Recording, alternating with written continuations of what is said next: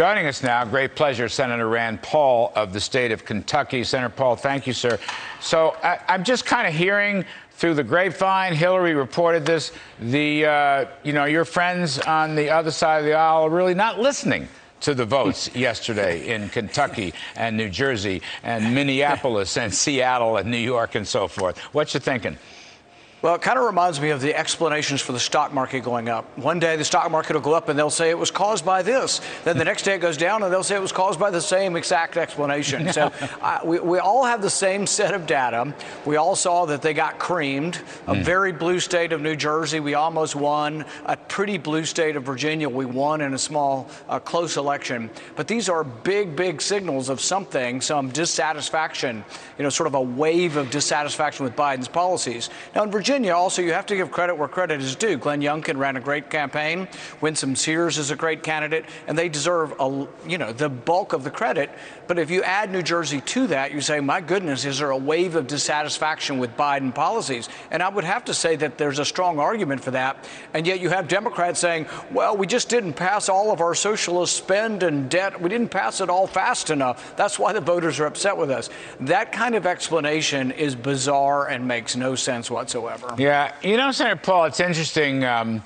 The University of Pennsylvania Penn Wharton model is still scoring this social spending bill at $4 billion plus. I beg your pardon, $4 trillion plus. I and others think it's still $5 trillion. It's just gimmicks. And things like, welfare and assistance for immigrants and big increases in health care and big increases in social spending, and all that infers big increases in inflation. The economy was the biggest issue in Virginia, and a big piece of that was the inflation concern. Is no one listening?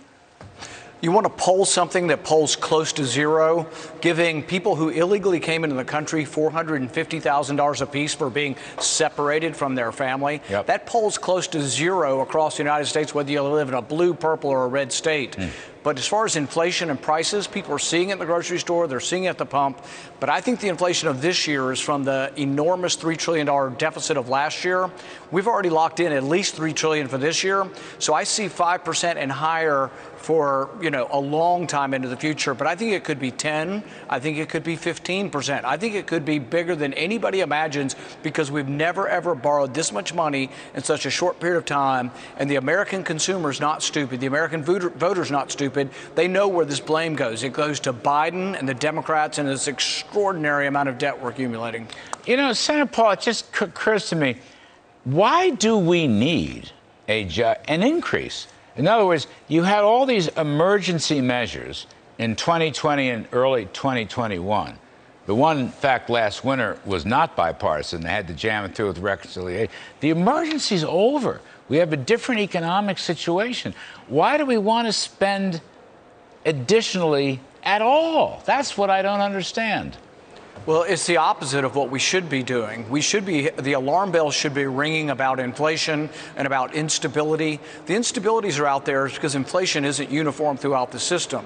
We should be alarmed at the rules that are applied to truckers and Uber drivers that is causing this snafu off of Long Beach and all these ships sitting there with containers. The marketplace doesn't allow that. You and I both know that prices going up and down, supply meets demand seamlessly in a capitalist society. When something this big is happening off the shores of California, it's government created, but instead they're wanting to institute more rules. Truckers won't go to California because of all the rules. So the independent truckers are either not allowed into the port or they're going elsewhere because they can make more money elsewhere because of all the crazy rules and regulations in California. But there is an explanation for this, but it's government created. Right. That's a great point. I don't think people know that point, but that's a terrific point.